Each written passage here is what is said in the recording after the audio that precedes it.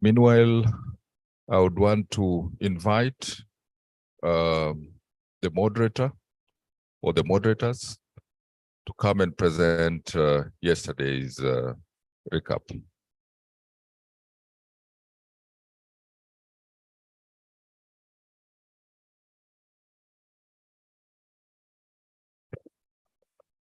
The rapporteur, Chief Rapporteur.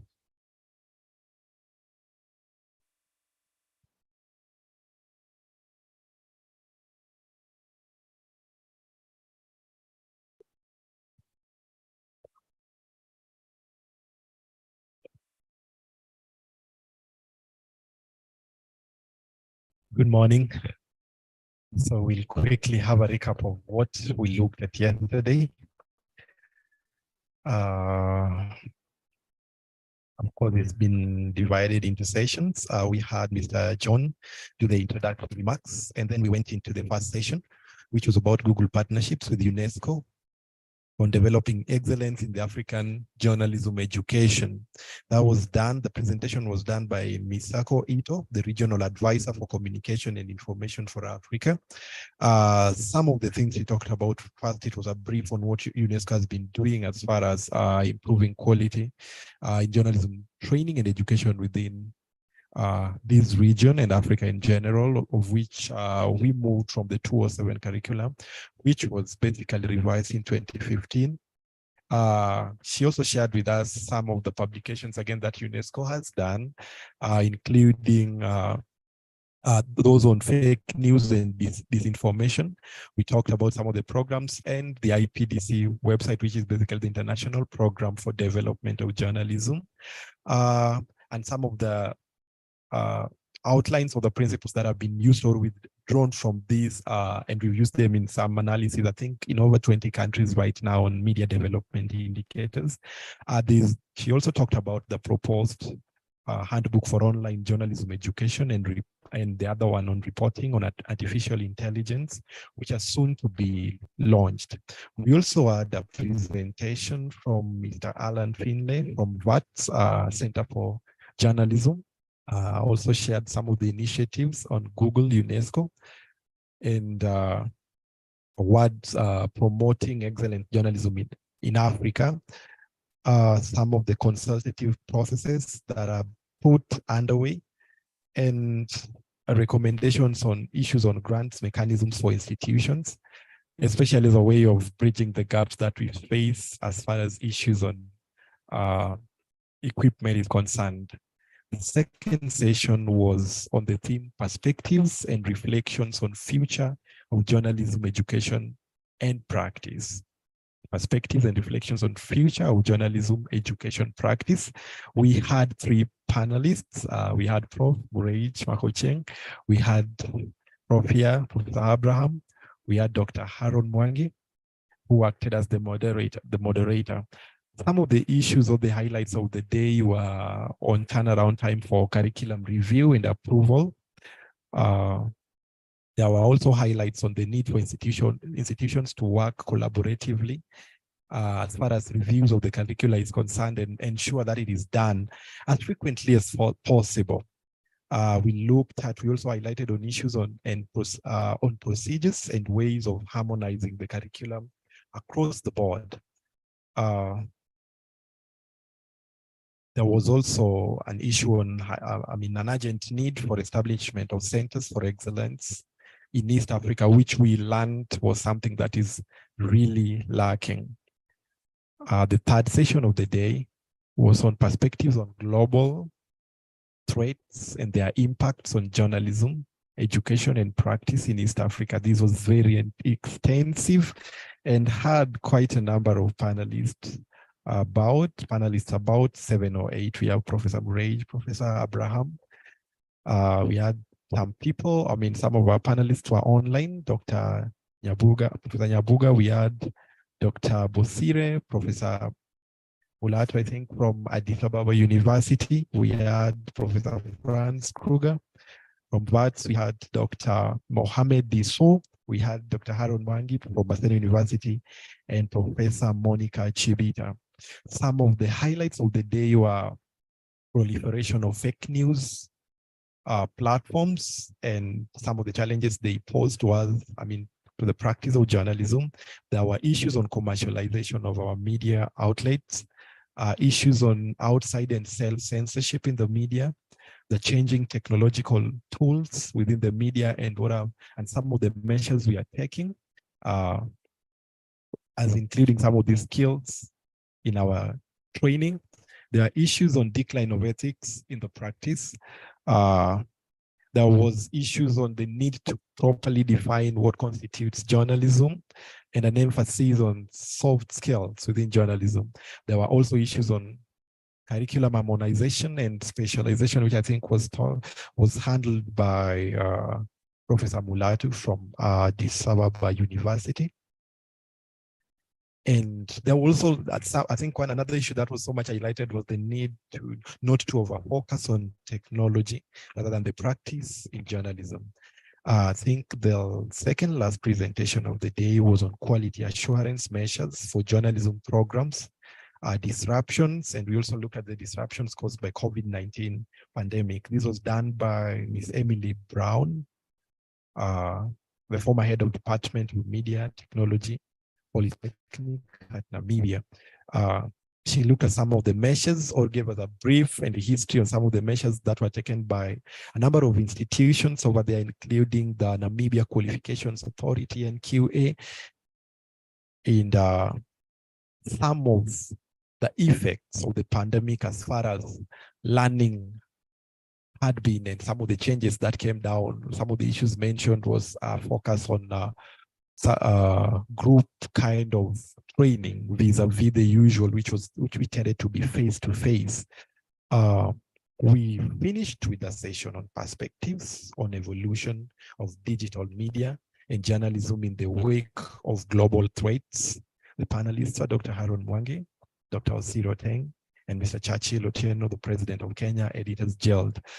Some of the highlights included the COVID-19 pandemic and the digital disruption of life afterwards, and what this culminated into, which some of the things that were mentioned were tools for collaborative work. For instance, I think there was a mention of Slack as a tool. There was distribution, they preempted distributed newsrooms, which was again a shift from what we normally have. Traditionally, you come within a room and sit inside there and wait for everything. There were changes in media revenue models, or there has been changes in the media revenue models. A number of people, including students, as part of Q&As, highlighted issues on incompetencies on part of trainers. There was again the need or the conversation about specialization and whether we need to have it or whether we should not have it, or have it at two levels where every media institutions do of centralization across the board, or where you can specialize as students. And there was also a projection, I think this was from the President of Kenya Editors Guild, on this was a projection that over time, probably in the next 5 years, we are going to have more associations becoming stronger and stronger as the days go by. I think that is a recap of what we had yesterday. Hope today is gonna be even better. Thank you.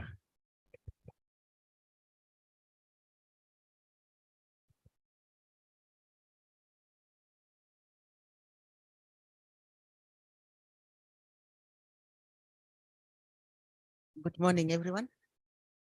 I want to take this opportunity to welcome all of us to this third session, which is also the last one. Those of us present physically and virtually, you're most welcome. We also want to acknowledge the report given to us by Mr. Misiani about a summary of what happened yesterday. And thank you very much for just bringing us to speed. So today I think most of the discussions are based on curriculum. And our first presenters are present. I have Dr. Mwangi and Dr. Mulo. We'll start with Dr. Mulo, who is the Dean, School of Information Science at Moi University. And he has a very interesting topic to discuss with us. Karibu, Daktari. Thank you very much, Chair. Good morning once again. So today when we were given this task to discuss the perspectives and discussions on media viability and sustainability in Eastern Africa, we had a conversation with Aaron Mwangi and how we could approach it so that we don't duplicate,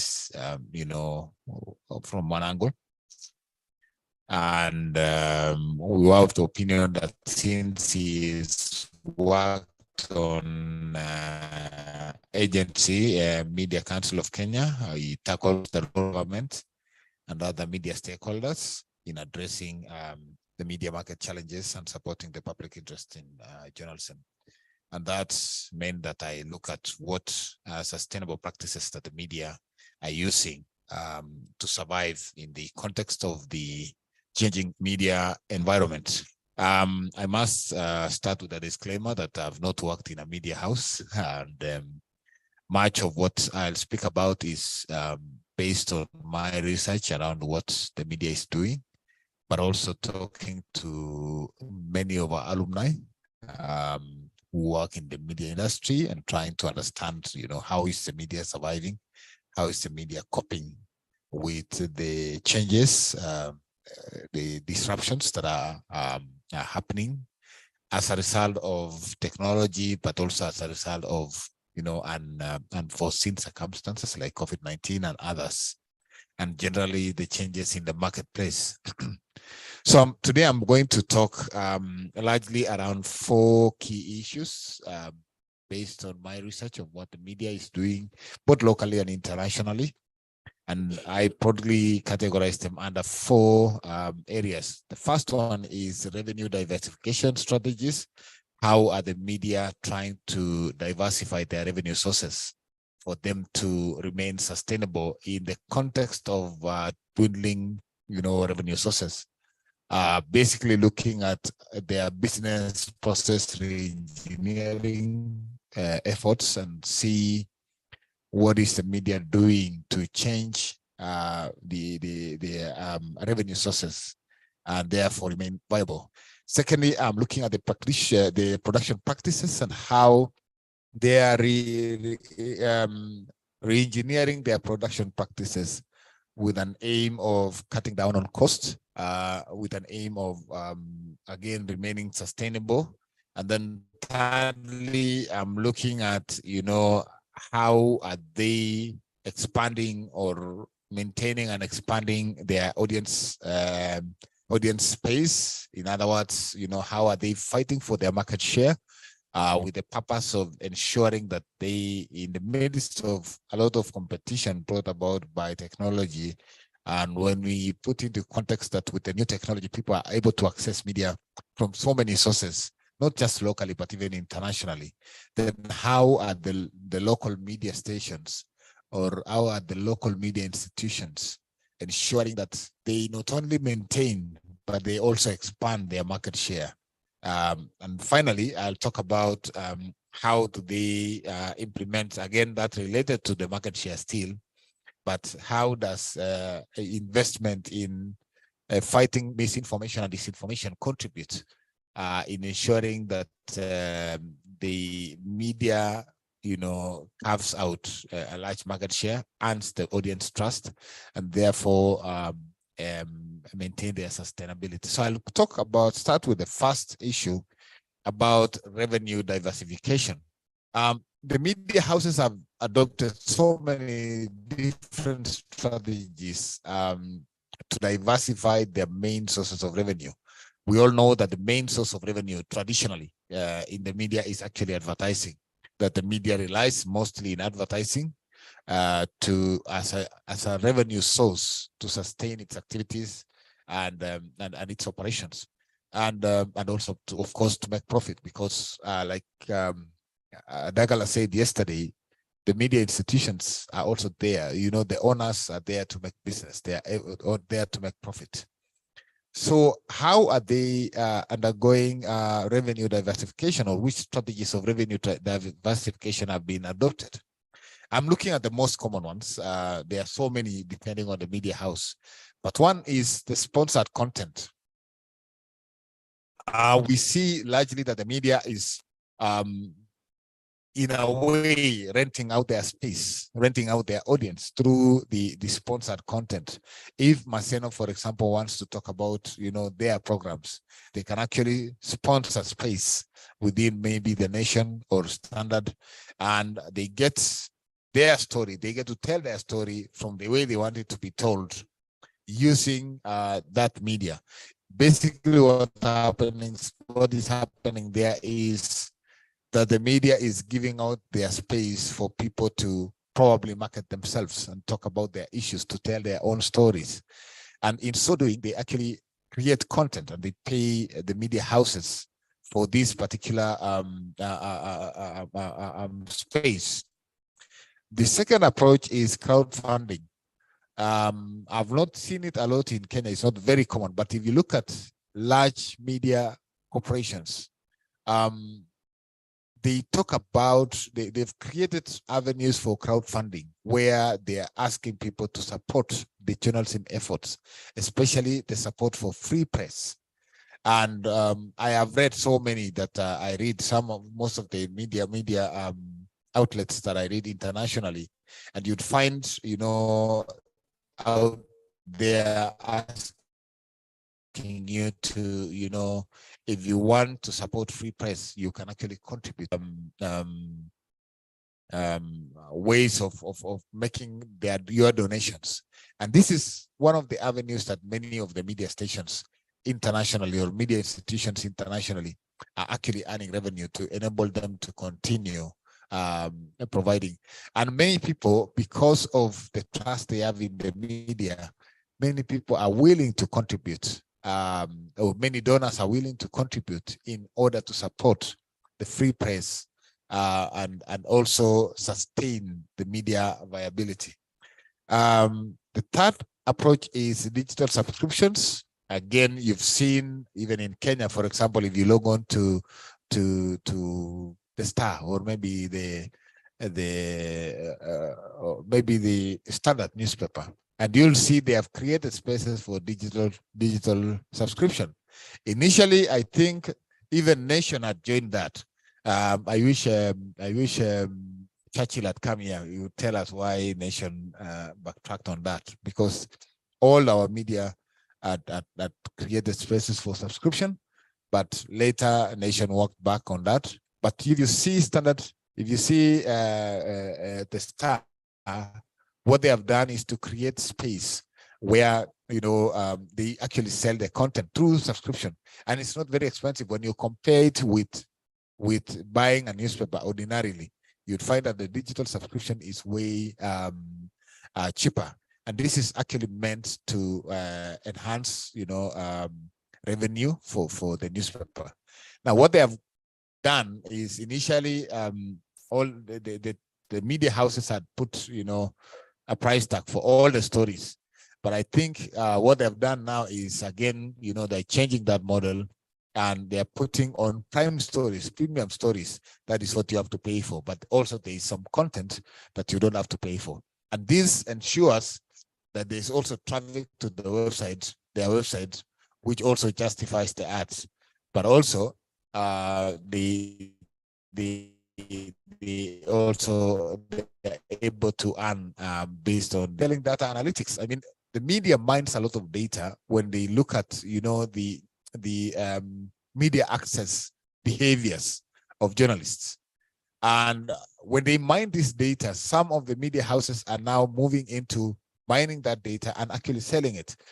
If you've looked into, if you looked into many, you know, media houses nowadays, the digital media platforms nowadays, they ask you to accept cookies. They say what that cookies thing. Yes. So they tell you to accept, or maybe you can choose how you want to, your data access. You know, your access to the media recorded your preferences in that regard. What they are basically doing is, they are looking at your behaviors, the access behaviors, and mining that data and selling it to other organizations that would want to use that data for marketing purposes. Okay, so that is one of the ways of revenue generation. The other is membership programs. Again, some institutions are, and I've not seen it locally, but some institutions globally offering exclusive, content to people who are registered as media members of those organizations. Again, that attracts people to, subscribe to the media outlet, and therefore they benefit. And both of them benefit because the media organization benefit from the subscription, but at the same time, the users also benefit from access to the many products that are offered by these institutions. Lastly, one of the other ways that I was discussing with Professor Mureja as you were coming here, if you see in Australia and France, what they did, I think last year, they actually, the regulators actually, it's not even the media itself that went, but the regulators actually sued big tech companies, specifically Google and Facebook, and demanded that they have to pay a certain amount of money to the media institutions in the country. Why? Because Google and Facebook and these big tech firms are actually selling content. And some of that content that they are selling is actually generated from the media institutions. So how comes they are not paying these media institutions? Because Google itself does not generate any content. Facebook itself does not generate any content. It relies on content generated by other people, and it still sells that content to their clients. So if they are selling this content, then why is it that they are not paying these media institutions? So it started, I think it started in Australia. And the regulator in Australia went to court and said, you have to pay the media something because you're selling their content. And I think they won the case. In France, the same thing has happened. And I think this is a trend that we are observing globally and started in the north. I think in Kenya, the Communication Authority of Kenya, of course, should also go to court so that we can find ways of supporting the media through revenue that is generated from other institutions. So let me now turn to sustainable media practices. And we've talked about most of these throughout yesterday and the day before yesterday. And one of the sustainable media practices, here I'm talking about ways in which media are trying to cut costs with an objective of, ensuring that they are still able to sustain themselves and make profits, which is the ultimate purpose of any business. So one of the ways, of course, we've talked about is media convergence. I don't want to overemphasize that. We talked a lot about it. Is the media convergence here is not just on the journalist side, but also on the media outlet as a space. So that how are they, if you go to Standard, for example, right now they are putting together journalists working on, if you are covering the sports pitch, for example, whether you're on television, whether on your print, whether you're on radio, they put you in one space so that it cuts costs rather than having different offices and different things. If you look at, for instance, traditionally, the media would hire a driver, then they get a cameraman, they get the reporter and all that, and they put these three people, the driver, cameraman, reporter, and some technicians on one vehicle, and they send them to cover a story, and that was very expensive. Nowadays they prefer people who probably can drive themselves to a place, you do the story and you come back. So increasingly we are seeing that trend where the media is actually cutting down on cost by ensuring that they have, they're utilizing their staff in a smaller space where they're able to share stories across the different platforms that we have. But at the same time, having journalists that are able to do the stories in multiple platforms. If you can do the same story to go on an English version. I have a student who went to KNA, actually, in Homa Bay here. for attachment after 4th year. We sometimes we over attachment after 4th year. And this student was able to report fluently in both English and Kiswahili. And that student was actually absorbed immediately because she was able to do a story and then translate it from English to Kiswahili without a problem. So if you're able to do, across languages, but also across platforms on the radio and television. And I would say this guy who got hired on CNN, Larry Mado, one time he came to speak to, I was teaching at USIU in 2016. I was on sabbatical leave at USIU, and we invited him to speak to our students. And one of the reasons that Larry Mado could actually just quit from the media, people are being sacked, people are being, being threatened with sack and all that. There was a lot of changes, but guys like Larry Mado could just afford to just say, no, I don't want to work here. Why? Because he is able to do, print. He's able to read news. He was running the trend. He is able to operate on multiple platforms. And that gives him an advantage over and above others. And again, I believe that the students who are here are learning from that. Again, the media is investing in digital transformations by adopting digital tools that streamline their production processes. That is by cutting down on waste, paper waste, by cutting down on energy consumption and so on. So the media is trying to cut down on overhead costs so that they become more efficient in their production and therefore making their production processes sustainable.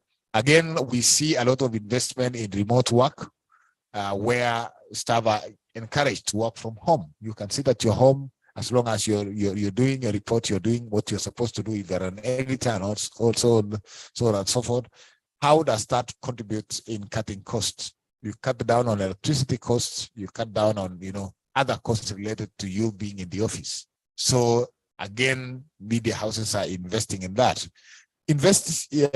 Relying on freelance and syndication, and I think we talked about that on day one. Increasingly, you see the trend where the media houses are relying on freelance journalism, they're relying on syndicates. You could see even The Nation, they would quote AFP on their front page story. They would quote Reuters on their front page story. Why? Because they want to cut down on the cost. Instead of sending a journalist to go to Somalia to report on a story, you actually rely on the syndicates. They can sell you the story, and it's much cheaper than putting someone on the plane, accommodating them for maybe 2, 3, 4 days out there. It becomes cheaper to rely on the syndicates.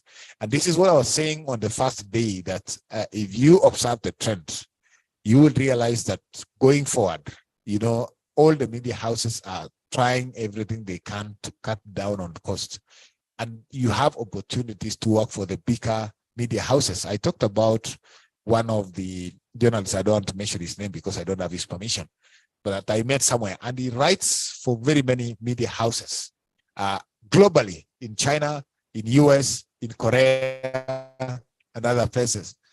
And he does feature stories for these media houses, and he gets paid a lot. He earns more than many of our editors in Nairobi, and he works from his house. Okay, he told me that he sells one story for between 24 and 27,000, and he does an average of 4 in a week. So if you do an average of 4, you can calculate how much money he makes in a month. So again, we are seeing reliance on freelance, we are seeing reliance on syndication, and again, that creates an opportunity for you. What you can look at it from both sides. You can look at it from the direction that if the media is relying on the syndication on freelance, then it means they are going to cut down on their staff. But you could flip it and look at it from what opportunities do you get to work for media globally, not just locally, as a freelance journalist, as working for a syndicate, and so on. Also, media houses in other places are encouraging collaboration with other media organizations in sharing resources and costs. If you're traveling to cover a story in some place, media houses are realizing it's not useful to you send your own driver, you send your vehicle, and another media again sends their driver, their vehicle. it becomes expensive, or even distributing. I've seen in some countries distributing newspapers, for instance. Why should Standard send, a vehicle to come all the way to Busia to distribute newspapers? Nation does the same. Star does the same. Why can they pool the resources and use, one of the vehicles? But again, you'll see also they are using some of these facilities.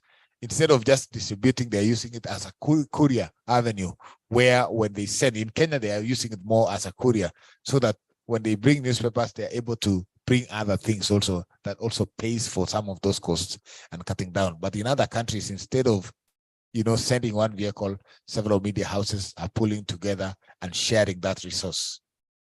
When the other way in which, and I'm almost finishing, the other way in which media is working to ensure sustainability is working towards earning audience trust. In the era of fake news, in era of disinformation, the media houses are struggling to stand and be counted as, reliable sources of information. As we were coming today, we were discussing with Murech about this story about Matiang'i and how we were disappointed by the mainstream media. Because yesterday, and as we were coming, we were asking ourselves, it is 8 o'clock in the morning and you read the newspaper one, I don't want to quote the name, but one of the newspaper was saying, it is alleged that the DCI went to Matiang'i's place last night. It is alleged. Now, between city center and Karen, it's just 40 minutes drive. Why would you talk about alleged? Why not just send, a journalist to prove whether it's true or false? So that was yesterday. So today in the morning, actually, it's beginning to emerge that actually there was no siege or siege at Matiang'i's house, as some people would say. It's beginning to emerge that actually never happened, because the DCI and some of the politicians are challenging people to produce even one photograph that shows that they were soldiers in Matiang'i's house. Now, this is a question. We expect the media, mainstream media, to be trusted sources of information, so that anything that I read on the nation is something that I trust. Okay, so that if I see something on Twitter, of course, I don't trust Twitter. Anybody can post anything. So I go to the nation to find out, did this happen? So if I find it on the nation, then that is actually a trusted source and it creates my trust. But if it turns out that also the story that the nation ran, the story that the Standard ran was actually fake, then you start asking yourself, is it worth reading these newspapers? So again, the media are investing on earning audience trust. And that is a very classic example of why it is important as a media house to distinguish yourself as a source of credible information. There's absolutely no reason why the media should talk about allegation of a story that happened like 8 hours ago, when actually where it happened is less than 40 meters from 40 minutes away from that particular the headquarters of that media institution. Why not just send a journalist, confirm and tell us the truth, what happened and what did not happen, so that now when I read anything that I get from you, I actually trust and believe that the information you're getting is actually credible, and that earns my loyalty as a reader, as an audience for that particular media.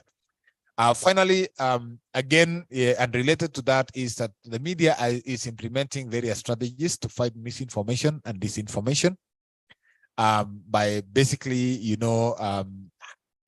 you go to Nation, they have various levels of verifying the story before actually it is aired. Again, you ask yourself, how was this applied?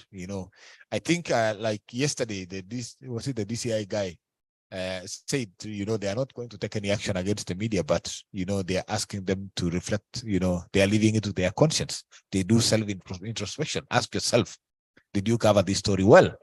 So thank you very much. That is, in summary, what I'm able to come out with. Thank you. Thank you very much, Dr. Mulo. Very interesting observations. And I'd like to give us some time to shoot some questions, some concerns So I'll start with our physical space. Media team, I hope the virtual space is talking to us. Do you have any questions? Not yet. So let's start with the physical space here. Let's look at the perspectives he has given to us, he has put across. And do we have any additions, any comment, any question, any clarification you want him to provide?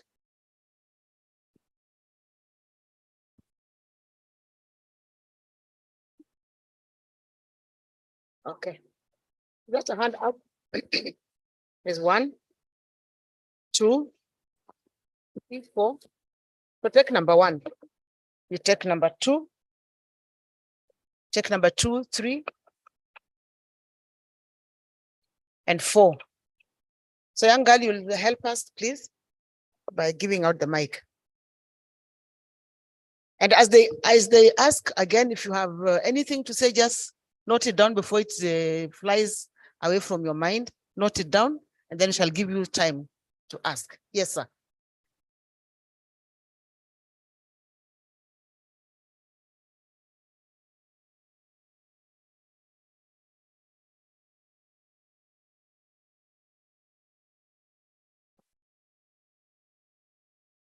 Hope you can hear me. Mine actually is not a question, but an observation, which I think, Professor, you can expatiate further on revenue diversification.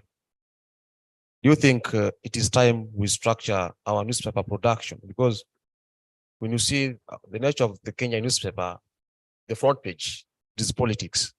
They say politics is running, but you see the current media, they are struggling to remunerate most of our employees. I'm looking forward to a day when I will wake up and find stories on agribusiness, stories on sports, because sports is now running the world. What do you think?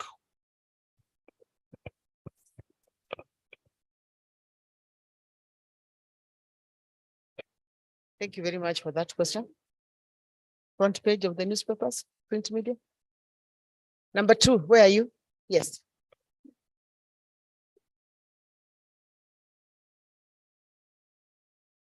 Is your mic on? Okay. On the sustainability of the media houses, we have talked about some people being retrenched because they cannot do everything. They are not, let me say, they cannot, like, for those who can write, we said people, they want people maybe who can maybe write, gather news and do everything they sort. But what if you find in a media house, many people can do all those jobs, all that work? What are you doing to maybe, if those people, it comes to a point where we have to retrench some people, what are the other avenues that these other people can get jobs? These people were retrenched because maybe the media house cannot sustain all of them and also be covered.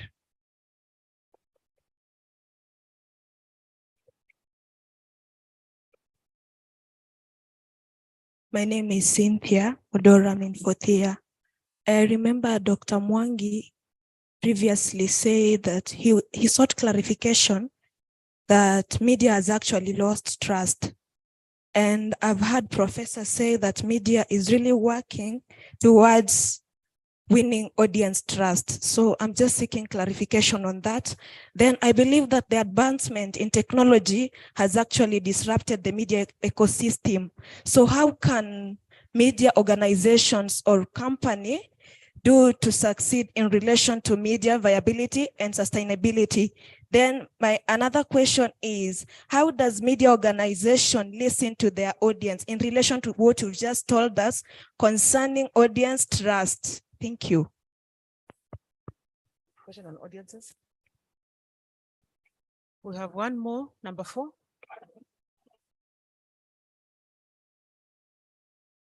Morning. Yes. My name is Michelle Whitney Ominda, 2nd year. And my question was concerning the media trust. The question is? Pardon? Okay, just continue. Oh, so my question is, now that we've seen that the media trust in Kenya has gone low, and how is the media working to curb fake news and encourage more credibility, and so that the audience can continue trusting their sources? Very much. I'd like to ask if there's any other question. You shoot your hand up. Will be number 1. Any other person? So we have one more question, Prof, and then I'll give you the opportunity to respond.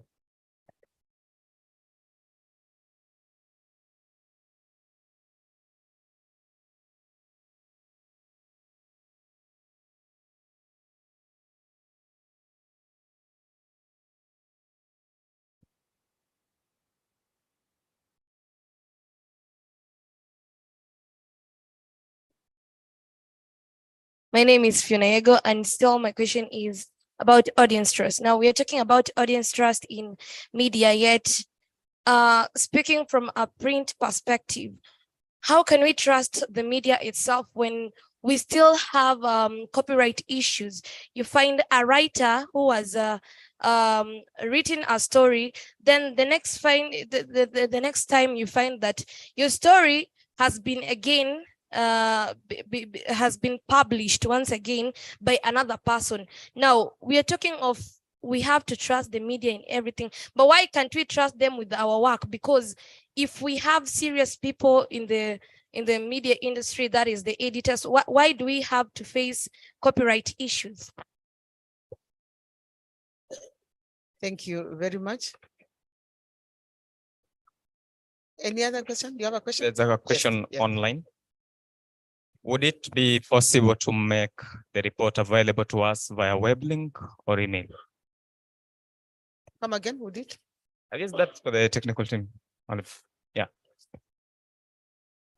There's someone inquiring if they can get the report available via link or email. Okay. So you have another question somewhere? Where are you? Raise your hand so that we can see you. Yes.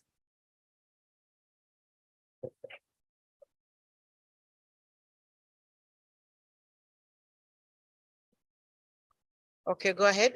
Okay, good morning. My name is Joseph Masharia, a fourth-year student. Professor has talked about a freelance journalist sending stories or reports to different media houses. I would like to know or clarification whether is it in order to read the same story in more than 3 newspapers, like you go to Nation, you go to Standard, you go to Star, you read the same story from the same person. Is it in order? Just clarify on the same, please. Thank you. So thank you very much. One more chance. If not, we close that chapter, then we ask Prof to respond. None? Going? None? Okay, Dr. kindly respond. Okay, thank you very much. Let me start with the last question. I think it relates to syndicates and how the syndicates operate. When you sell a story to different media houses, it's okay. And I want to tie it with the issue of copyright and plagiarism. You see what copyright law covers is how an idea is expressed. It's not the idea itself. Okay, so you can actually copyright how the idea is expressed, but you cannot copyright the idea itself. So you cannot copyright the fact that, you know, a fire broke out in Luanda market and burned a petrol station and things like those. You cannot say this is my story and nobody else can tell that story. But how you tell that story is what matters. Now, how do syndicates operate? They give the media houses raw data about what happened. But how each media house writes that story is different. So they pick the story and they write it, you know, in different ways, express it in different ways, but acknowledge that this story is sourced from, you know, FP or sourced from whichever media house. So it's not like you write a story and you actually use that story here, in that place and the other place. No, it is actually giving the raw data about the event or the occurrence and allowing those media houses to express that story in many different ways. And there's absolutely nothing wrong with that. When, like, coming back to the copyright law, like I said, the law of copyright does not protect the event or the occurrence. It protects how that occurrence, or it does not protect the idea. It protects how that idea is expressed. Okay. So you cannot, copy the same story and run it exactly the same way it's run by other places, which again ties with what, was it Michelle or somebody? No, it was not Michelle. The lady in front here that talked about, was it Diego? If I got the name, yes, Diego. That talked about, the story is, you write a story and then you find it appearing in some place. I think that is what we call plagiarism, and that's a copyright violation. And that is why the Media Council has, complaints, it's complaints commission or complaints something, maybe my colleague here will talk about it. But, when you are able to demonstrate that this story was stolen from you, then, we have an avenue to complain, So ideally, that should not happen. And I have hardly seen a situation where that happens. But if it is to happen, for example, you cover your story, or maybe you write something on your Facebook account, or maybe your Twitter account, and then tomorrow you see it running on a newspaper on a different byline, then you should actually question that. And you could actually, there are avenues for complaint through the Media Council and other platforms that you could address that. Michael talked about issues of restructuring and how the newspapers in Kenya, especially the mainstream media in Kenya, in relation to framing and priming, they give preference to political stories. Now, this is how media operates. They operate by looking at the trends on what audiences want. There was a huge debate about why is it that the radio stations in Kenya talk about relationships and sex all the time. And, there was that debate. Why is it that, why don't you talk about other things? And you see, when they engage the media, actually they say, this is what people want to listen to. You start talking about agriculture, nobody wants to listen to that. And you see, they want to attract audience so that they can actually sell that space too. So apparently the Kenyan audience, want to listen more to sex and relationship than agriculture and things like those. Same goes to politics. Kenyan people want to listen to politics more than they want to listen to other things. But again, and that's a question that I've always posed, when you look at it from an agenda setting perspective, again, it's an egg and chicken and egg scenario, because it's again the media that sets the agenda on what people talk about. Okay, clearly. So if the media sets the agenda and says, now we want to, focus on this, and that requires a coordinated effort from across the media houses, because again, there's competition. Remember, media houses are not, in as much as they're working together under the Editors Guilds and that, but at the same time, there's competition among media houses. So if you start focusing on agriculture as your front page story, and your colleague is focusing on how Matiang'i was raided at night as a front page story, and the other one sells more than this one, then you realize you're not making money. So you have to come back to doing, the Matiang'i story. So the thing is that the media has to, if there is a coordinated effort on how, the media jointly can begin to set agenda. And there was that initiative, by the way, in the run-up to elections in 2018 and partially in 2022, where they talked about, they would not allow space for fake news. They would not allow space for hate speech. If you are going to engage in hate speech, we are not going to cover you as a media house. They give you a media blackout, and that forced politicians to behave in a particular way. So you see, this happened because there was actually a coordinated effort across the media platforms in the way they are going to set the agenda in the media coverage.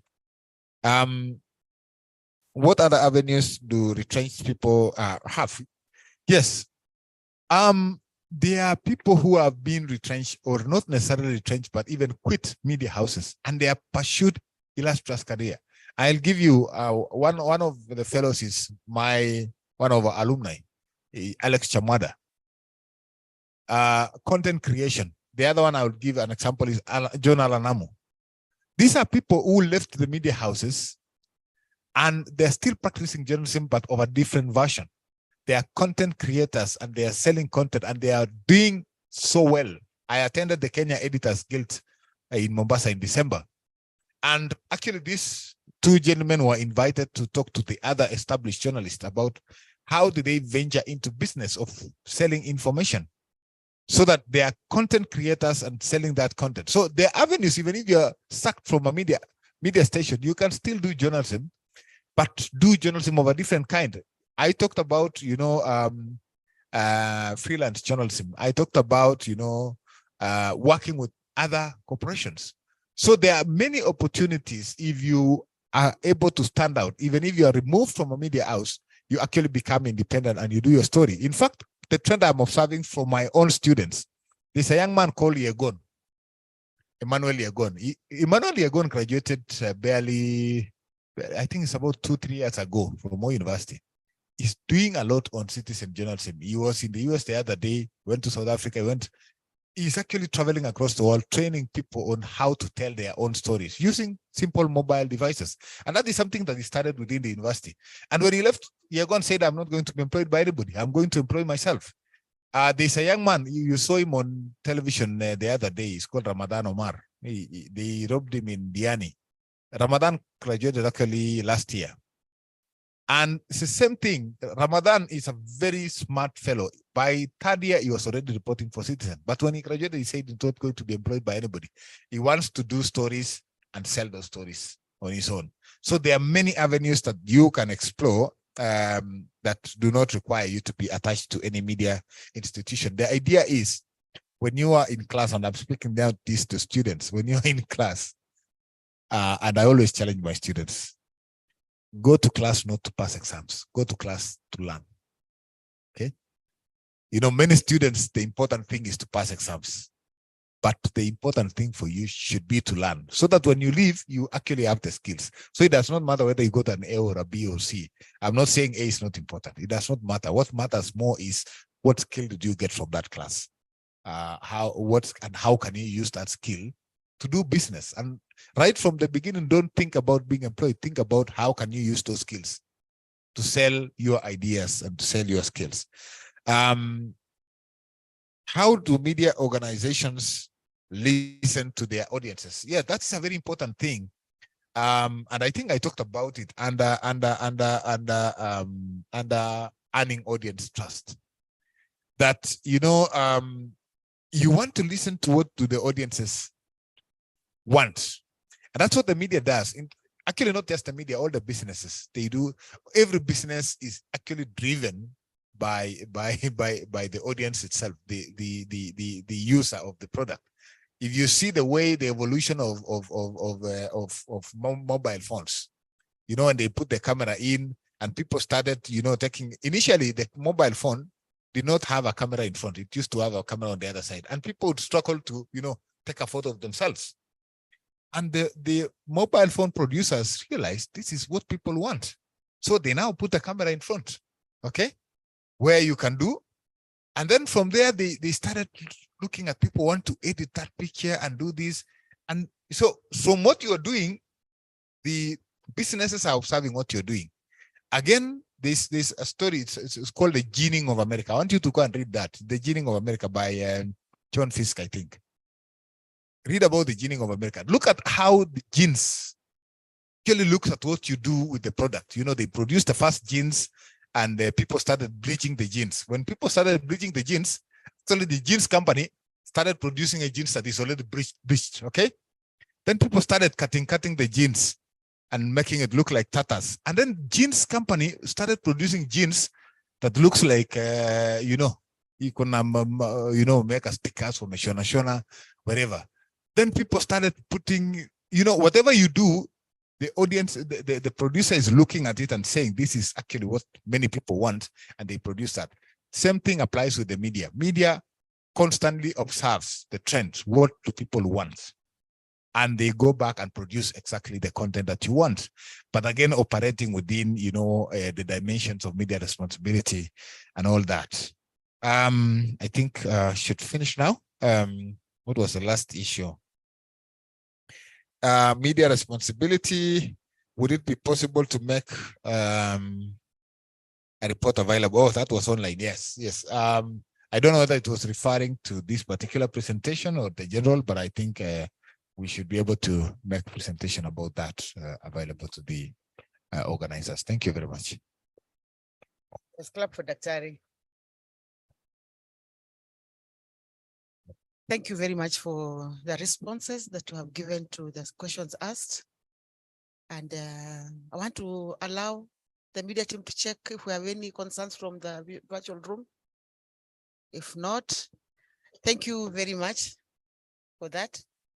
And now we go to our second presenter, Dr. Harun Mwangi. Dr. Harun Mwangi is the immediate former director of KUTV and a lecturer at Kenyatta University. He is also the former CEO of Media Council of Kenya.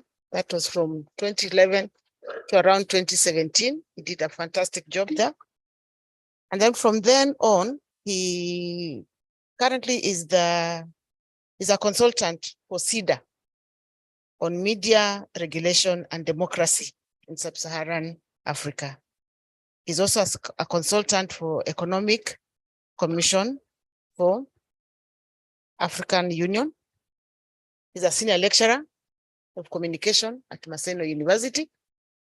And now I'd like us to listen to him as he discusses government and industry-led initiatives to support the development of the media market in the region. Karibu sana, Daktari.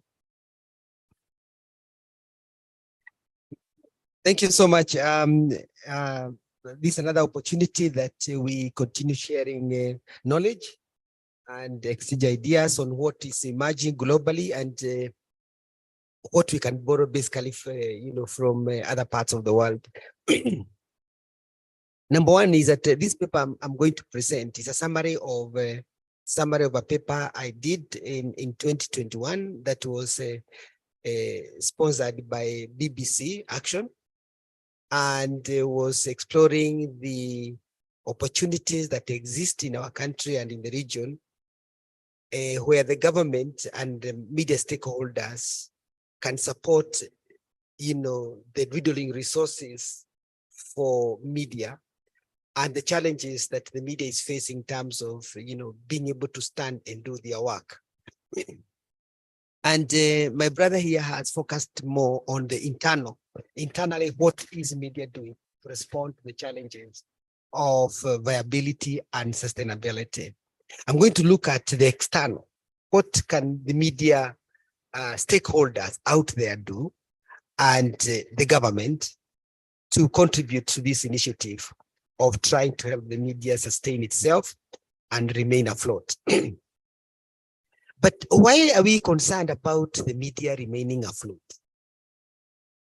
Media is a business. Yeah.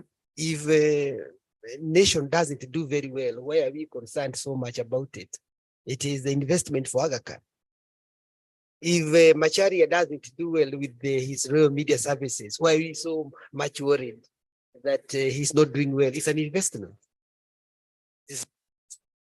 Why are we so much concerned that media is not doing very well and it is people's investment, people's business, right? That's a question we need to ask ourselves. But to answer that question, media is not just business. It's not just business. Media is a public interest institution that serves political, social, and economic interests of citizens. That's why we are very concerned. It employs people.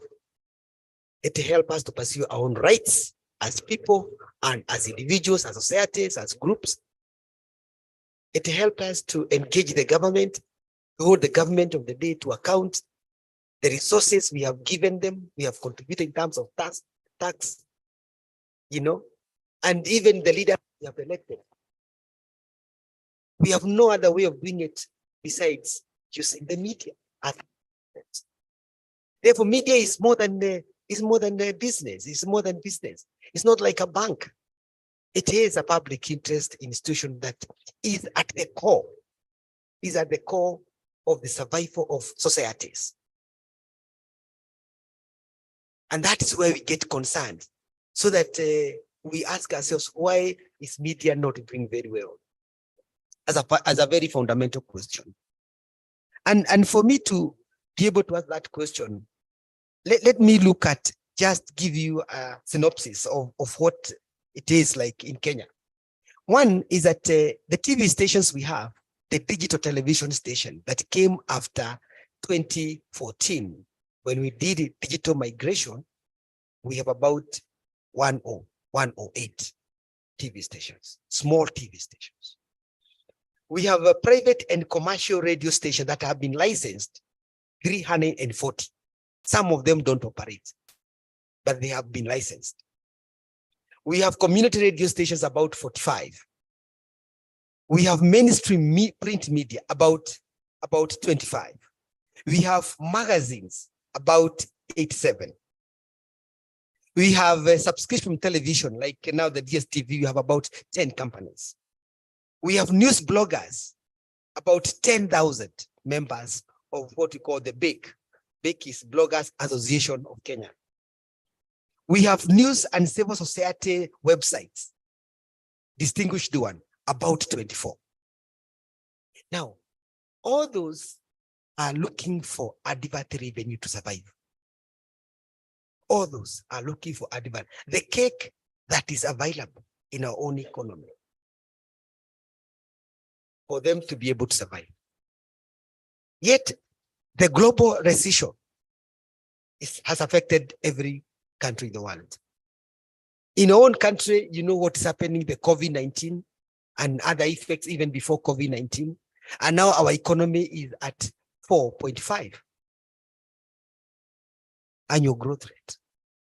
So you can imagine that the media is there, investment is there, but media is unable to pay rent, it's unable to pay the employees, it is unable even to source for information that would serve the public.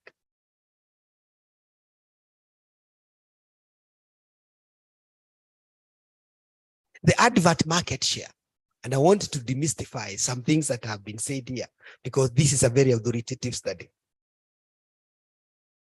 The advert market share is controlled by 7 top media companies in Kenya. 7. All the monies for advert in our country is controlled at 85% by 7 companies only. And imagine how many media outlets I have mentioned. But only 7 companies take 85%. And know the bigger media companies. The audience market share for the mainstream media is controlled by 4 companies at 92%. We listen to 4 companies in our country. The Chan News, the mainstream. And of course, now there is integration. People they own radio, they own TV, they own blogs, and so forth. If you look at the raw media services, for example, they have the radio, and they have about 17 now. They have 3 television stations, Citizen, Ramogi, and Inoro. And they have the blog that they're running, and they're also doing a very big betting company. They have a foundation. Like Mwalimu said, they are trying to diversify completely, to have multiple channels of distribution of their own content, and of course, employing the digital technology today to go, to go online. It's also therefore integration, so that you're everywhere. So the media is highly concentrated, and that's why revenue is only going to a few media outlets. The government spent for advert last year was about $162 million US, which is only 40%. And the issue here, that was 2020. The argument that government is the highest advertiser is not right, because it is not backed by any data. But from the information I got myself from interviews with the media houses and the ministry, the government only contribute 40% of the total advert revenue or spent. The private sector has about 60%. USD $2.3 million dollars that we can convert into shillings. Now, the money that was spent by the government of Kenya through the GA in 2021, 30% went to the public broadcaster, which is remarkable, through an affirmative action. 30% went to community media through affirmative action. 40% went to private and commercial media. You can still see that the private are still getting the biggest chunk of the government spent on advert. But is that there is an attempt by the government to make sure that even if we have smaller media houses that do not have large audience, they are still able to get a small amount of money to run some government adverts and other promotional activity on health issues particularly. And of course, the Kenya Broadcasting Corporation that doesn't receive a lot of money from the government, this time through advert, they are able to get that percent, which is an affirmative action. And we are happy with the Ogwaro, who is the director of the GA because of that decision. Now, we are therefore saying then that the total advert for our country, 90% goes to the private and commercial media. Only 10% in total goes to community and regional media, which is a small amount. By the end of 2021, profits of the media had fallen completely, and they said between 45 and 55%. That was bad. You'd imagine, and they said you had 100 shillings, and now you only have maybe 45 or 55 shillings. How do you distribute that amount? Layoffs, 1,840 journalists from 2021 July. The present, about 1,840 journalists have been laid off. Half pay, 750 journalists. Unpaid leave, you are employed, but you are told to go and you're not paid anything, 200 journalists. Total number of journalists in all spheres, the blog sphere, but news blog spheres or news blogs, radio, TV, and all that is an average of 9,500 journalists. And with that particular scenario, you'd then imagine the effect of media not doing well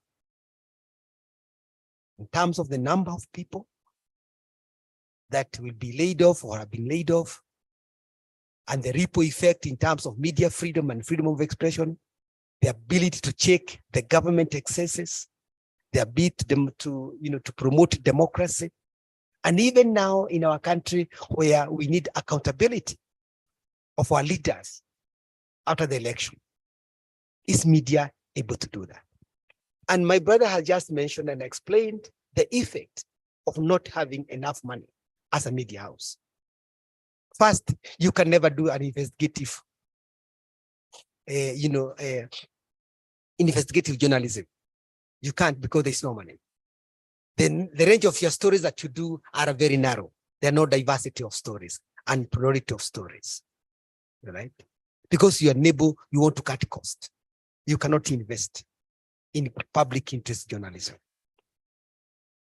And therefore, if we are going to address those issues, what are the possible remedies that we can do? And what can the government do?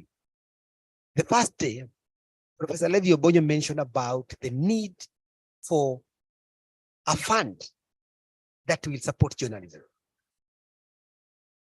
And in 2020, the international community came together and founded what you're calling the International Fund for Public Interest Journalism. That fund is now available at international level. And many countries, America, France, Germany, have made a contribution towards that particular fund. And now it is out there for, you can apply as a media house and of course get the funds. But of course it has many challenges because of the criteria, the demand, and so forth. In 2022, Sierra Leone was the first country in Africa where the government contributed equivalent of 100 million Kenyan shillings. It's a very poor country, but they contributed equivalent of 100 million shillings to support independent journalism. I was in that country that time when the commitment was made, and now they have made that contribution. Ghana has made a contribution of equivalent of 200 million shillings to their media, to support media in their own country. And we are therefore saying that it is possible even for our government in Kenya to have the same or to start the same initiative, support the media through setting up of a fund equivalent to what you're calling the National Fund for Public Interest. And this fund should go directly to the media or to the journalists, not necessarily to the media house. And again, of course, it could also go to the media house because we could define where this money will go. It can support the various issues. It can support, like in other countries, it can support the production of stories, content production. It can even support distribution of that content online or offline. It can even support innovation. It can also even support digital media. It can support a number of things within the news value chain. It all depends with how we conceptualize the National Fund of Public Interest. And where would we lobby for that? We are lobbying for that because media is playing a very critical role, a public interest role. And that is the argument we made at the Media Council of Kenya. That we say that Media Council of Kenya is an institution like any other that is serving the Kenyan interest, the public interest. And therefore we are saying that the government can also do that, but with what we call the arm's length, so that they don't give the money, but at the same time influence. They stay away from the way the money is going to be spent. If in 20, when media sector working group and the Media Council worked together to help see when it was possible to intervene within the media market and get funds from the government. The first attempt was done and they got 130 million shillings during the COVID-19 2021 that was distributed among the small media houses, support reporting on COVID issues. But that was it.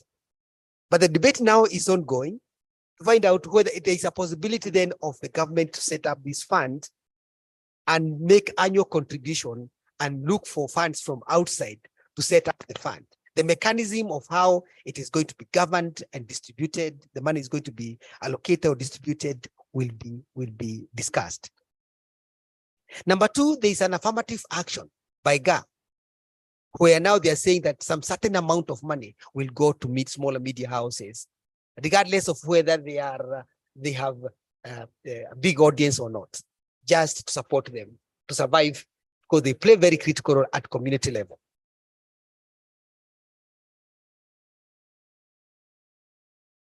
There is what we call the Universal Service Fund. This fund is a fund that is managed by the Communication Authority of Kenya. And this fund in other countries has been used, one, to help the people access telecommunication services outside the major cities, in the far-fetched areas. They're able to construct some structures, some masts, so that communication is easy. But as much as media contributes to these funds, it does not benefit directly from that fund. As we speak now, we have a billion universal access. So we are saying that a portion of that gets into the media houses and support journalism. So that again is a conversation that media houses said should be carried out and see whether it is possible to do that. It is working in Ghana, it is working in Nigeria, and it is working in Denmark, it is working in Sweden, because they have what you call subsidies. They support media. And some of the monies come from the Universal Access Fund. The former minister set up what you call the digital support system, digital media support system, the former minister of information and communication, where the government had solicited for funds to support young people who are starting digital media. And that program is still there. And if you go to their website, you can see how young people are accessing funds to support their digital platform initiatives, their innovations. And of course, that has gone with the policies and so forth. In the Kenyan budget, annual budget of 2020, there was a concession on tax for people who are importing broadcasting equipments as a way of, trying to cut costs for the broadcasters. So that was also one of the initiatives of the government to ensure broadcasters are able to cut costs in terms of, investing in equipment and so forth. Tax was one of the initiatives by the government. And I've seen one of is betting services, which has become a new of regulation. Okay? Every radio station, every TV station, there is betting and betting and betting. Of course, there was an attempt to regulate that. Not worked so well. But you'd imagine there are so many media houses in Kenya that have survived through betting services. It's only that it's not properly regulated. It is working in other countries. Nigeria, it's working and it's well regulated. And therefore, it's one of the initiatives that need to be looked at and see how can we regulate betting services for survival of media houses.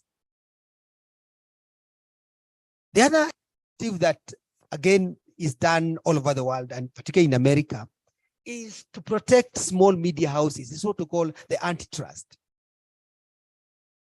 That is looking at the way the bigger media houses, monopolize the media market of the small media houses. So that if you are a national media, you're not allowed to operate a regional media. Right? And we have, in our country, we have national, let's say the Royal Media Services has citizen television, but it is at the same time operating what you call Inoro TV. It is operating Ramogi TV. Those are all regional because basically they are focusing on some certain areas. Or they have Ramogi Radio that focuses on this particular region. In other countries, you are told if you have a national radio or a TV, you cannot operate a regional one. Why? To protect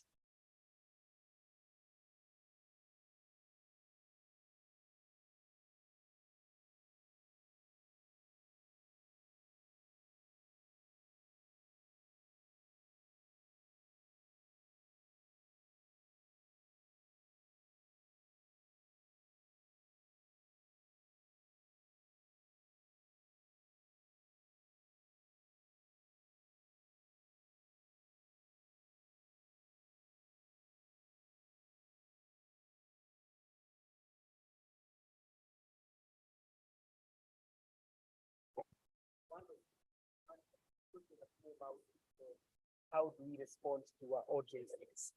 Audience research is one of the gaps that still remains. And some of the firms that are doing radio, are doing audience research are sponsored by the media houses. And so they are able to manipulate the figures of the extent to which they are able to reach the audience. So that if you go to the people, they will tell you that their circulation of the star is 10,000. But in actual sense, then now the star circulation is about 5,000. But when they present their record, they say that their circulation per day is about 10,000. Nation would present their circulation as about 100,000. But in actual sense, nation circulation is about 60,000 now. So we don't have authoritative research that tells on audience that tells us exactly the performance of the media houses. And therefore, investment in this particular field will also be very useful in making decisions on where the money goes. There could be other smaller media houses that do not have the resources to research on audience, and they could have more audiences, but they are disadvantaged when it comes to allocation of resources or adverts by GAP. So basically, then we need a lot of investment in this, and universities basically should take over, because in other countries, audience research, independent, are carried out by universities and by private companies. We have Senove that does this basically, but we need more of that. And sometimes the media house do not even believe or trust, trust the Senove sometimes. So the final one, and very important, is to continue to emphasize on the need to protect media freedom and freedom of expression. If you do not believe in media freedom and freedom of expression, then you cannot enjoy working as a journalist. You must appreciate the need to express yourself. You must appreciate the need for media freedom in a country like ours, for you to enjoy even working as a journalist. And therefore, our country is doing well in terms of freedom of expression. And we had the one that even the few harassment and security of journalist incidents that have been reported have nothing really to do with, or related with direct work of a journalist, maybe other things. So we are happy about the level of, of freedom of expression and of the media in our own country. But in a country where resources are dwindling, we also need to safeguard those particular freedoms, because they are the gateways for pursuing other rights as citizens. You can only be able to pursue other rights if you are free to express yourself and to demand, and the platform that you can use for that expression are also free.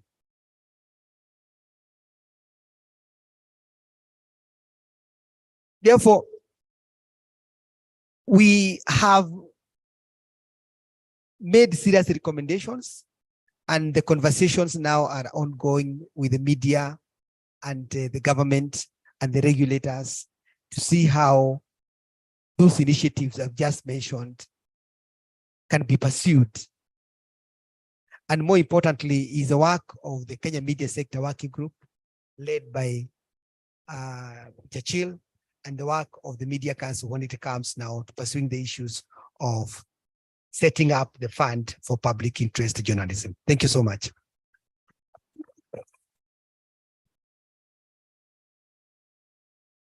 Thank you very much, Dr. Mwangi, for that elaborate presentation.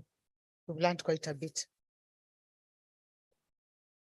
But I'm sure there must be questions lingering on our minds from the audience's side. So do you have any concern from the virtual room? As we wait, let's see what our students here have to say. kindly raise your hand if you have a question or a concern, or you can note it down. And then we shall ask you to just shoot your questions and Dr. Mang will be ready to respond. So I've seen number 1. We're there, number 1, number 2, number 3, number 4. My right hand side is not number 5. Number 6. My right hand side, you're letting me down. Number 7. And now this is not gender balanced. My gender, you're not supporting me on that one. Number 8, or is it 7? 8. Hey, Dr. Mang, you have good questions coming. But before I allow them to speak, the affirmative action is here and is talking. Where are you, my gender? I'm sure you had the same thing they had.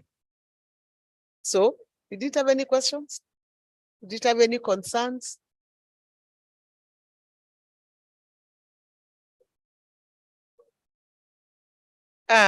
Okay, let's do round 1. Okay, number 1, please shoot your question.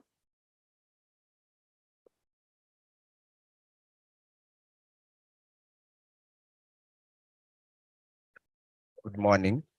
My name is Peter Ongalo, and I had a question to Dr. Mwangi regarding media ownership, because from the conversation that you have had with us and your insight so far, you have mentioned so much about commercializing the media industry to ensure continuity.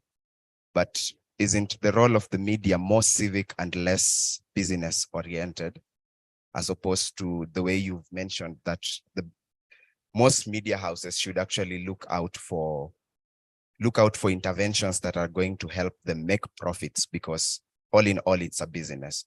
But during several seminars that I've attended for different media topics, most of the interventions have always been changing media ownership, having people at the helm of media houses actually being journalists or trained journalists, because they're the best people to understand how to take up the business.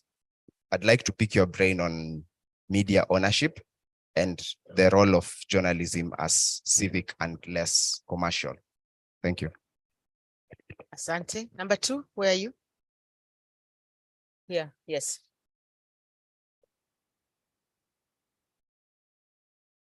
Number 2 is at the front here. Bring the mic.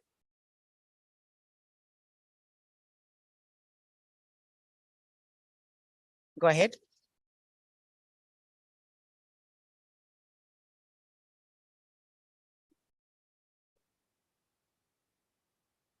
Thank you so much, Dr. Mwangi, for a very powerful and detailed presentation, of course, laced with up-to-date statistics on advertising and generally the landscape of media in Kenya. Now, this is a very interesting conversation, Dr. Hari, looking at the many media platforms and the many journalists, of course, we see in the news space, and the need for media to generate revenue. And we have seen they are the big boys in this arena, and the younger ones feel suffocated. So my question is, my concern is, what is your view of from your findings? We see smaller media now trying to find other avenues of generating income. What is your view on the status of ethics in advertising? Because we have seen and had witnessed smaller radio stations coming up with different approaches in advertising, that when you look at the different regulations, when we look at the regulatory framework, like from Rangem Code, we look at the Code of Ethics, the Code of Conduct for the Practice of Journalism in Kenya, talk show guidelines, and several other pieces of legislation, you would see a sense in which they try to flout ethical guidelines. That's number one. Number two, what do you think would be currently the future of community radio in Kenya? Because we see most of them are suffocated, and community radio I'm speaking within the context in which community radio is defined. Quite often than not, there is a tendency to equate vernacular radio stations as community media, which is not the case. I'm speaking within the sense of what a community radio is and what's supposed to do. Do you think community radio in Kenya is like to survive in this phase of media competition? Number 3, the issues of diversity and polarity. Of course, I know that was also part of your PhD thesis. Do you think that the media now try to have different channels, variety of channels in order to get, widen the revenue base? Do you think that actually guarantees the plurality of content or diversity of content as it is? Thank you so much. Who is our number 3? Number 4, where are you? So as you finish, you just pass over the mic to number 4. Hello, I'm Belvin Omondi. Mine is rather a concern in that on matters adverts, I feel like the media is taking advantage of the audience in that we are more inclined into the matters adverts, which can be seen in some programs whereby the content and the advertisements do not go hand in hand, in that 80% of it's more of adverts, whereby in radio stations, you'll get them saying, "Chuma kwa hii number," then you get something. And it's very rampant in football commentaries. He says something, then in the next minute, he'll be talking about sending money to a certain, which I don't see it good, because we're supposed to be more of content. Another thing I'd like Dr. Mwangi to clarify is that when President Ruto had a meeting with journalists, I read an article from, I think it's James Smart, if I'm right, that he requested, while they were having a chat, that he should be having more of that with them at the State House. But Ruto told him that if I do that, they'll say that I'm trying to have you guys on my side. Basing on that and the funding issue from the government and from the president's take, is that already when the government tries to get in to do something, the public will see it that it's a way of gagging the media. And more on that, it's that how will you help the public understand that it's just a fund from the government to help media run its daily issues, and still we have to deal with the trust from the public to the media people? Thank you.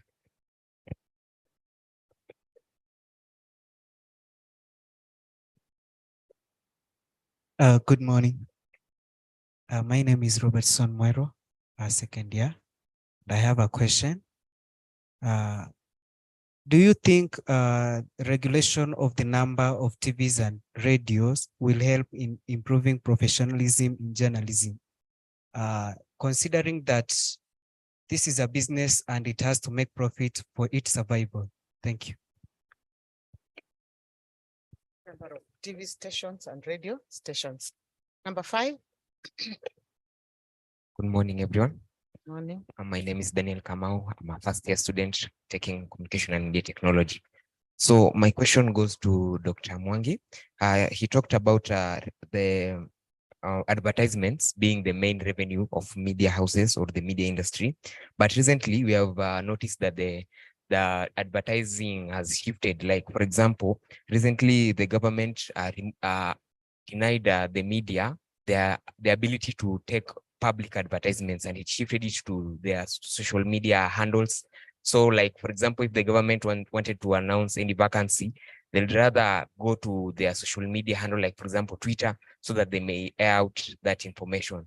So thus it has denied the media houses the ability to gain the revenue they will have gotten from the government.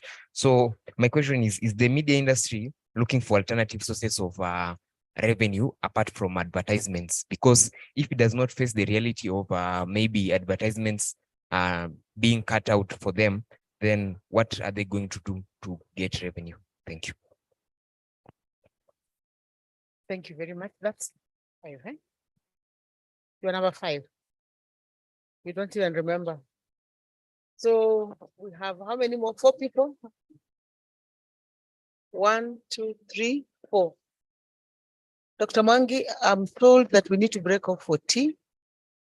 So I'm going to ask them to complete the questions. And then I'll give you just about 3 minutes to respond to all of them. Then we break off. Is that okay? All right. There's somebody on his feet. Yes. Thank you so much. My name is Elijah Choya for there. I have one question to Daktari. Thank you so much for the session, the wonderful session. And also just want to ask a question.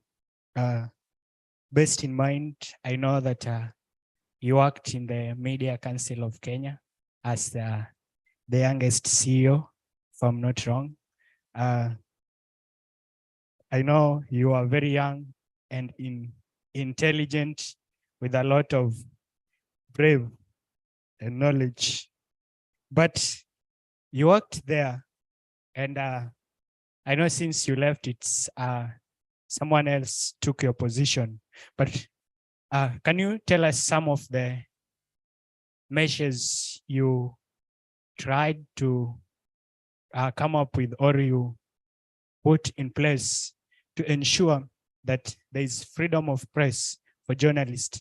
As we know, currently it's a very big challenge to journalists. Journalists cannot report freely in the Republic of Kenya. Even if we reduce the number of television stations and radio stations, or we bring them to the number that can be accommodated, will we have freedom of press, where we can report freely without being attacked by the government? Thank you. Go ahead. Go ahead. Thank you, and good morning, everyone. I'm Everest from Monde, a third year. And my question to Dr. Mwangi, out of the best, the presentation has been so good. And my question is, the study was all about the initiatives that the government are having to maybe protect the media and maintain its business. And you've said it's a business. And one of the things, as we began the presentation, you said it employs. So my question is this. During the Corona period, and maybe up to now, we've seen some layoffs of the journalists from the various stations and from the various media houses. We know that these employees of the houses are the main people there, are the blood of the businesses. And they give their life, and maybe they even to very difficult situations, very toxic situations, to gather news and to gather information for the various houses. And at the time of layoff, maybe these people are just sent off without any prior notice, or maybe it's abrupt. You are laid off when you are not prepared. Psychologically, you are not prepared for the layoff. And we've seen that there are intervention initiatives to maybe make these houses remain in business. So these funds that have been set aside that the government is giving to these people, as you are doing the study maybe, did you take into consideration the welfare of the journalists who are working for these houses? And checking on their welfare, what are some of the recommendations that you gave that the funds being given can be used to maintain these journalists, maybe, their welfare? Thank you.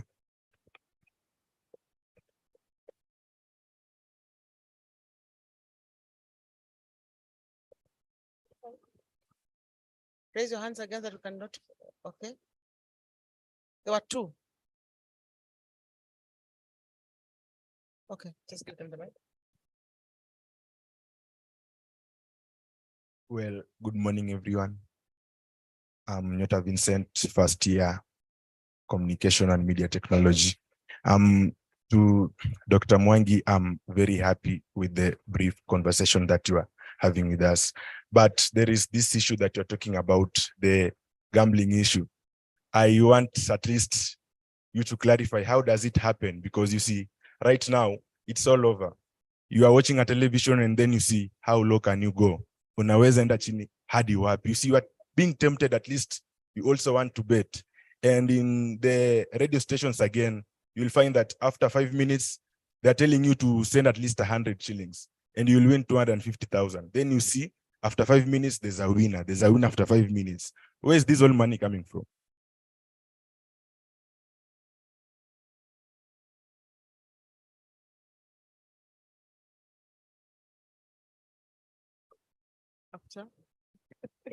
Hello, good morning.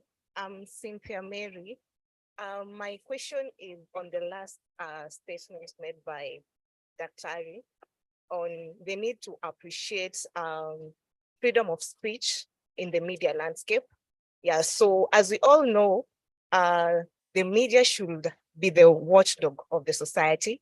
And that also includes criticizing the government when the need arises. So how then do you tell me that media houses should push for the government to make funds or contributions for setting up media houses, and you'd not want to criticize the same government that is funding you? How do media houses go about that? Thank you.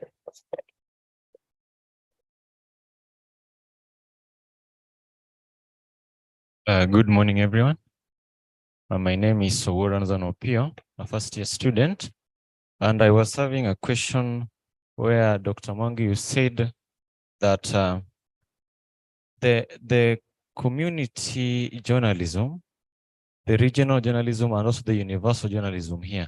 So my worry is that as me as a journalist, maybe I'm aspiring so that I work at a universal journalism or that verse one journalism. So do we see a future, because we see that most of our community now have been given the lesser priority in their, maybe in their finding, the community journalism, that is it. So do we have a future in community journalism? Do you have a future or do we see it going, do we see it collapsing? Then again, my concern is that when we are talking about this 80% being given to this most 7 companies that you talked about, so does it mean that the other industries, they are not included? The industries in the middle, are they not included in this 7-1? Thank you. The final question. I begged my gender, now they are coming up. Karib, take the mic.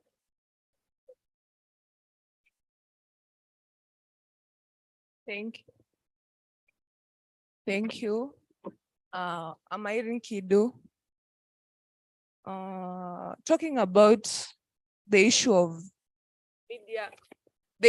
media freedom and expression, the government involvement, the media in terms of support.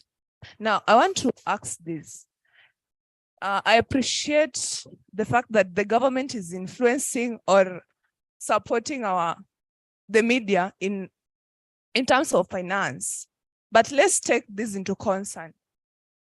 Do you think that the involvement of the government in our mainstream media can influence how we executed democracy in Kenya?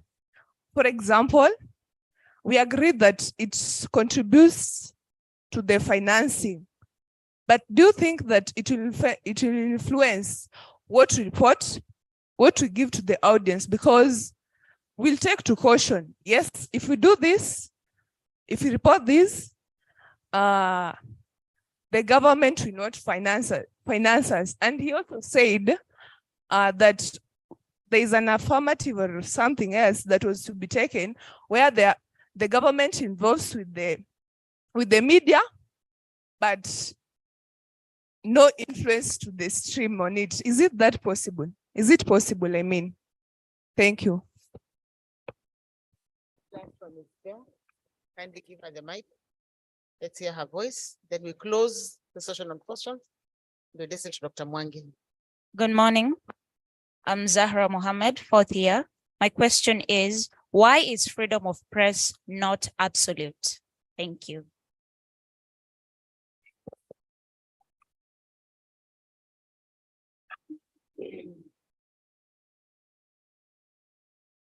Yeah, so quite a number of questions, but I'll try and hope I'm not going to leave anything out.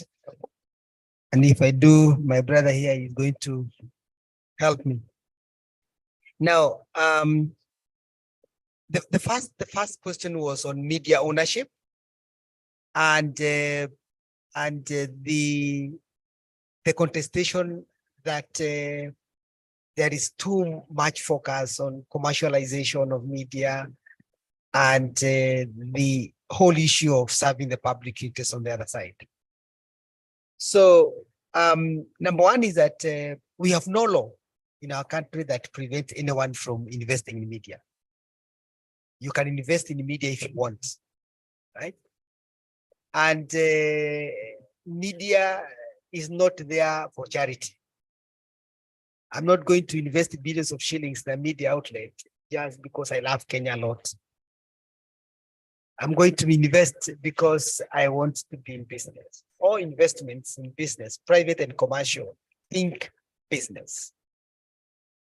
And that is why in other countries, they support a public broadcaster because they know that the private and commercial media may not serve the public interest fully because they may not give them the content that they need. They may give them the content that is very popular, but not good content enough to mold a good system. Because it's not all that you receive is good for making you good and a responsible citizen. And therefore, that's why that's supported by the public directly, or in other places that is supported, by the government, in which case we don't say it's a public broadcaster anyway. And therefore, it is not possible for me as an investor to bring an editor to be a CEO of my media house if I think he's not going to perform. I'm free to employ anybody I want, right? It would be good if, as an investor, I put a CEO at the top who is understand the whole issues of media. The Royal Media Services, for example, has a CEO who has very good background in media and a practitioner in media. And we also have other people like each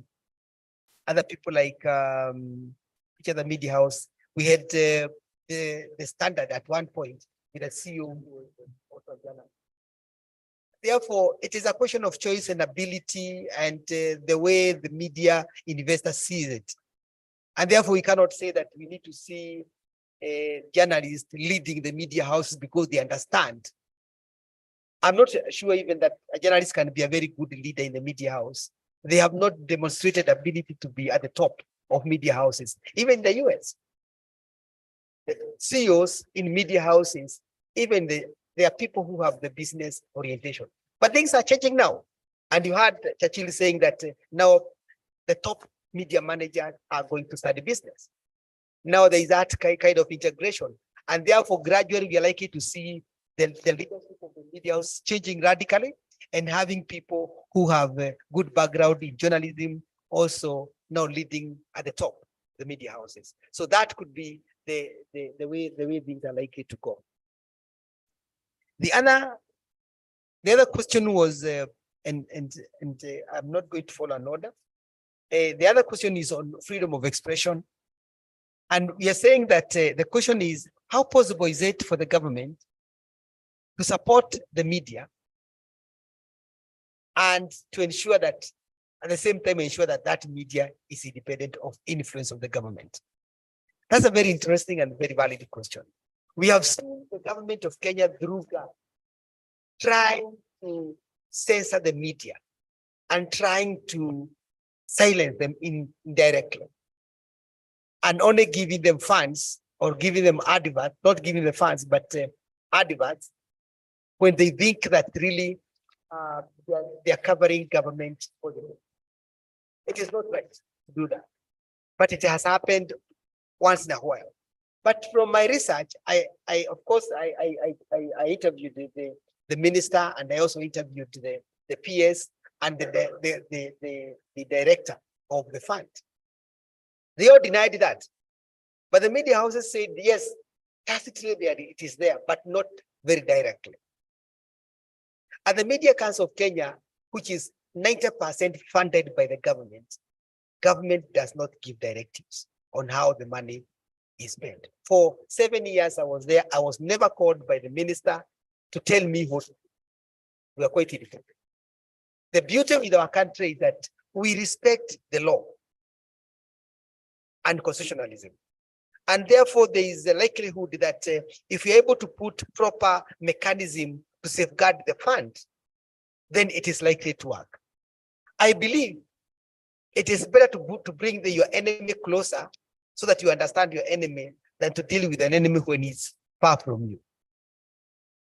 Working with the government closely, for me, I've learned a lot, because it is possible for you to understand what the government is planning and scheming, and you're able now to deal with it well in advance.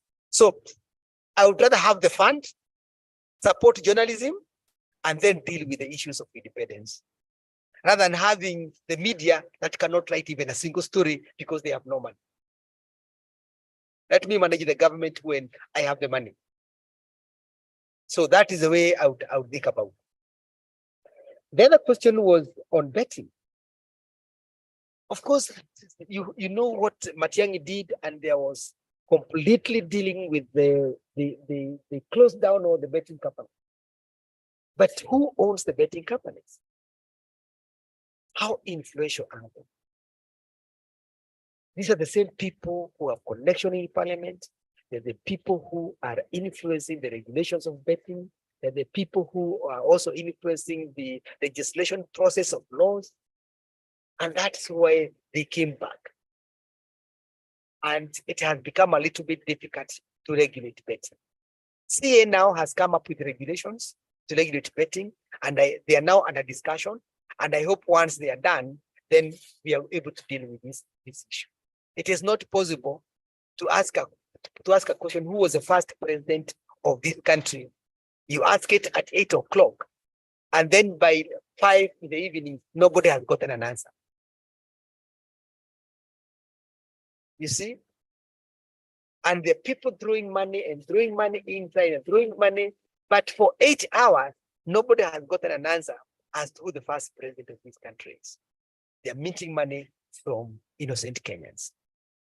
So that regulation is now underway, and those regulations, again, I think they will be circulated and there will be public engagement to deal with them.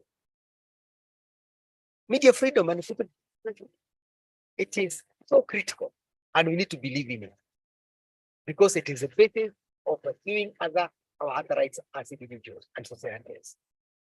And I would say that in our country, contrary to my brother there, say that you cannot practice freely in our country. We are free.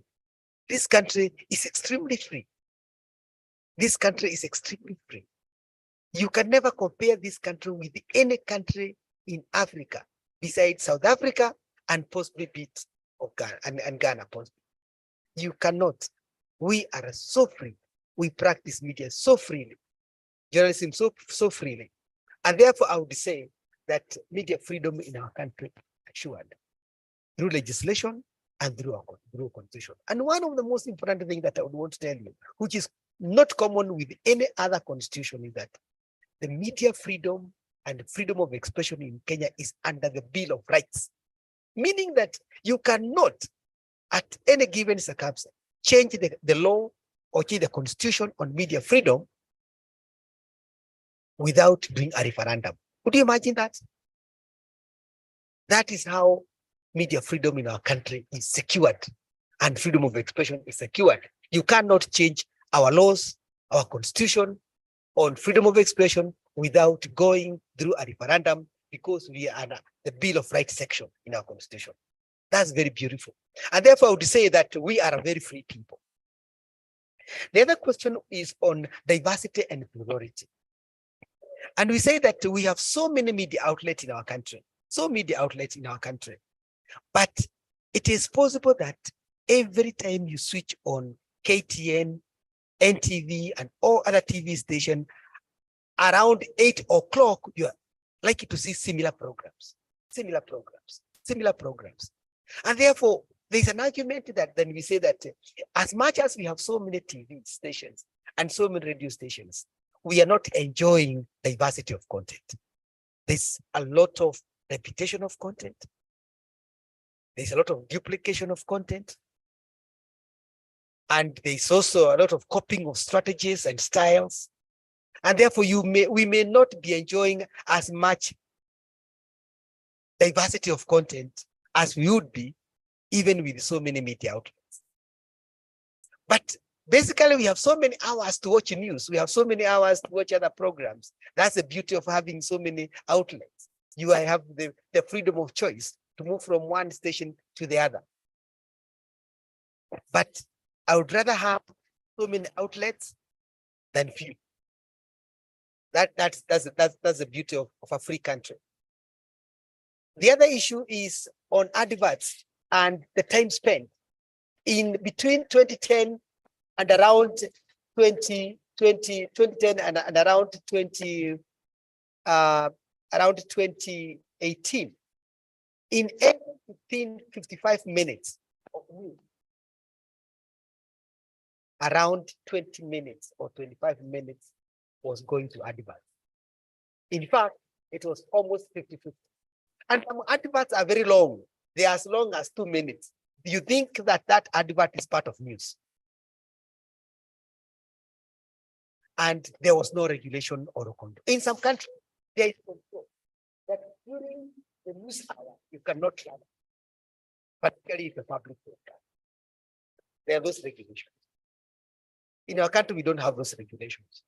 But now with the dwindling advert, then we can now see that in 55 minutes of news hour, prime news, we have about now 15 minutes of adverts. So that is now changing gradually. And therefore the question of ethics comes in. Is it ethical then to bombard Kenyans with so much time on adverts? Okay, that's a question. Is it right that when Maina Kageni, who is running a program, try to promote a product as a host of a program, is it right? Is it ethical? Right. And sometimes at one point around 2014, Maina Kageni was the highest earner in terms of advert in Kenya because he was earning his radio station 700 million shillings. And at that particular point, he was saying, many people would say, and would go to Maina and say, to Radio Africa and say, if it is not Maina's voice, then you're not going to run an advert. Is it ethical that Maina should promote a product, land,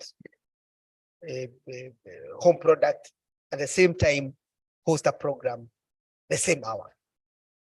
So those are some of the issues that are now, that are now being raised.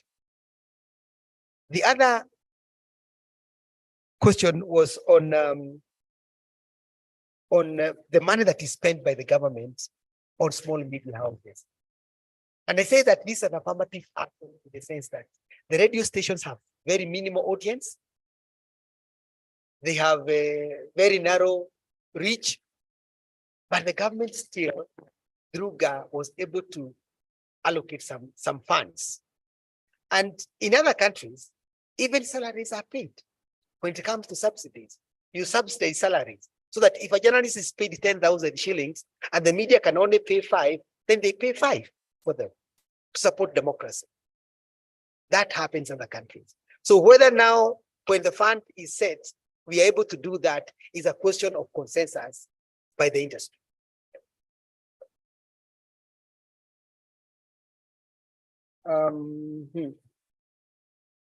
Future of community media? Yes, it has a future. The only problem is now a very thin line between community media and commercial media. And some people would go there at the CAK, they would be licensed as commercial media, as as community media, but in practice, they do, commercial media. The CA does not have the mechanism of following up to ensure that we gave you a license as a community media, but now you are a commercial media. They don't have that mechanism. They need to look at how to deal with that. So that community media is purely community. The content is defined by the community. The editorial team is a community, and the funding is not commercial. Sometimes it is philanthropic. People who just come and say, we are funding this community. Sometimes local government also fund community. Some rich guys who are very philanthropic would fund. So basically, there is need now to demarcate that so that there is a clear separation, because community media that has an audience of about 5 kilometers, 10 kilometers, is like a village speaking to each other. Like people, neighbors speaking to each other. So basically that, and it serves interest that completely the national media or regional media cannot serve. The bridge that has that needs some repair, the women group that is doing well in transforming community, the men group that is doing well transform. That is the ethic of community media, and we need to see. So it has a future, basically, if the regulator is able to deal with challenges that I imagine.